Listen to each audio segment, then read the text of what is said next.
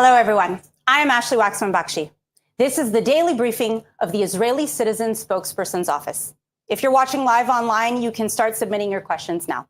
If I can't answer you live, I will go through the comments later. It's day 235 of the October 7th war. 125 hostages remain in Hamas terror dungeons, one of them being my cousin Agum, 19 years old. It's hard to believe, but many world leaders are calling on Israel to abandon these hostages and allow Hamas the opportunity to continue attacking Israelis and planning more October 7th-style massacres.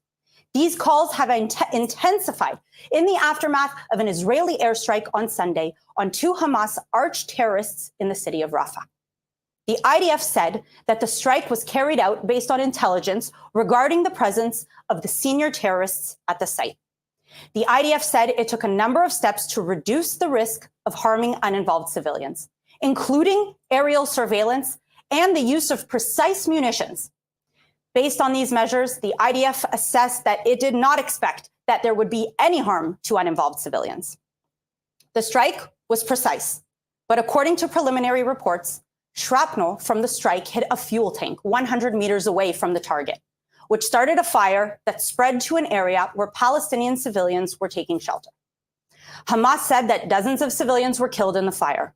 Gruesome images from the scene spread on social media, and the story was front-page news in many major newspapers around the world.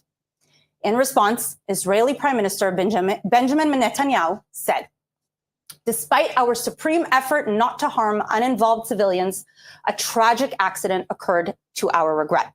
For us, every uninvolved civilian who is hurt is a tragedy. For Hamas, it's a strategy. That's the whole difference." The IDF's military advocate general is investigating the circumstances of the strike. This war that Hamas declared on Israel is awful, and the entire region is suffering from it. But the alternative to fighting this barbaric enemy is to abandon our citizens who were snatched from their beds or taken from a music festival to be raped, tortured, and executed. French President Emmanuel Macron called yesterday for an immediate ceasefire, but he did not demand that Hamas lay down its weapons, and he did not demand that Hamas release the hostages.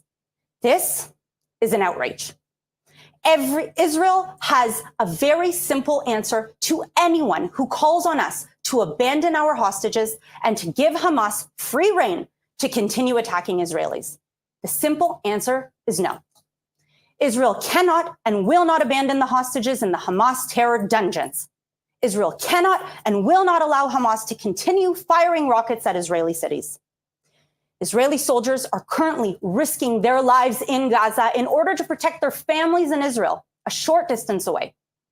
The Israeli soldiers are engaging terrorists in close combat, face to face, and locating tunnels and weapons. Israel did not want this war, and Israel did not choose this war, but it will keep fighting this war until Hamas is destroyed, until the hostages come home, and until Gaza can never threaten Israel again. This war is a multi-front war. In the north, this morning, Hezbollah fired 3 anti-tank missiles from Lebanon into Israel.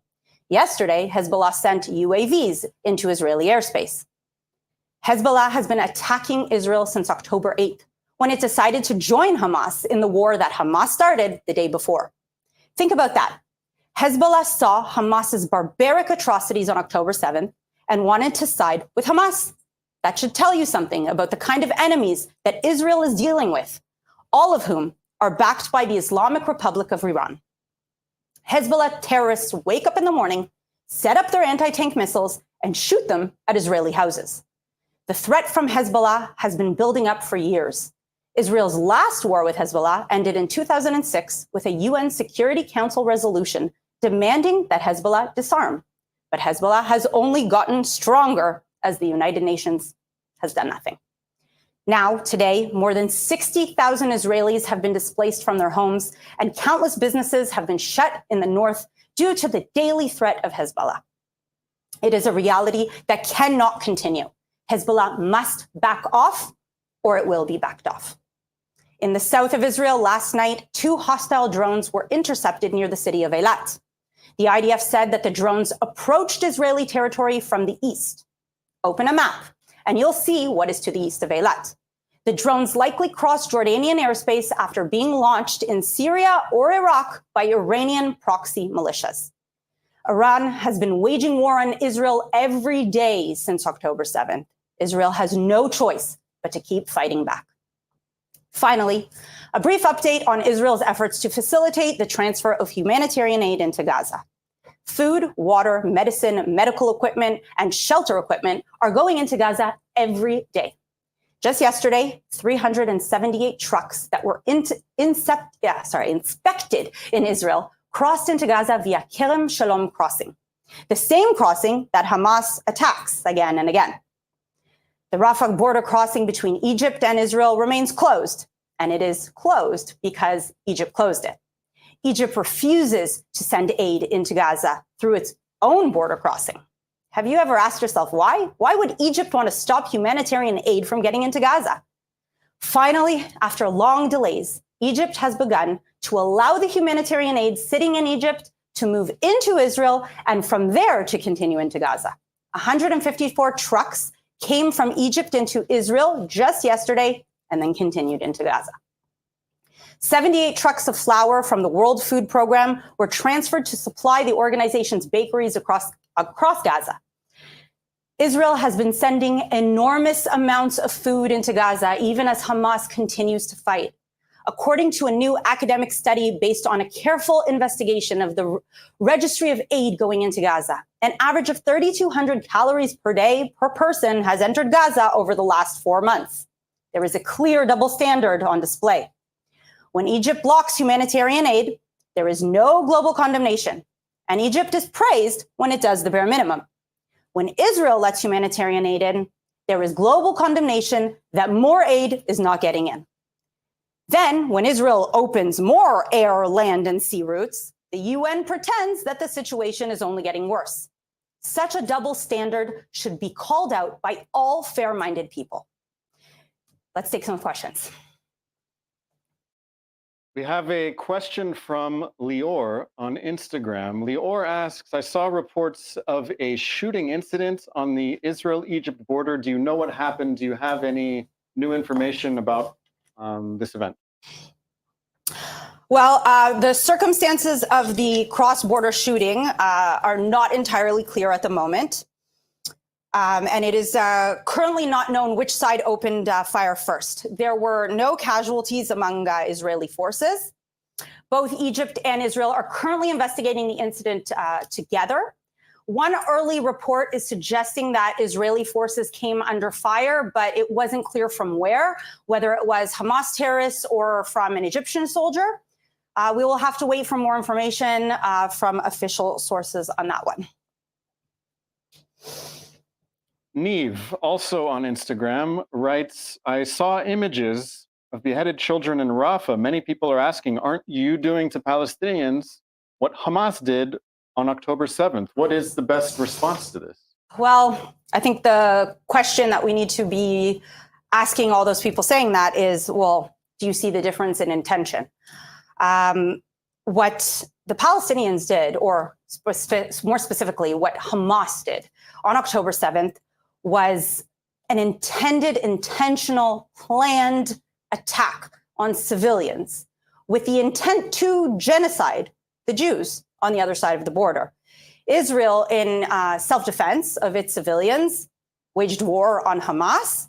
And what I would say is, how dare anyone try to equate between what was done on October 7th and Israel, a sovereign democratic nation, doing whatever it can to defend its civilians. Israel has an obligation to defend its civilians from future attacks, and Hamas has stated that its intention is to commit October 7th again and again and again.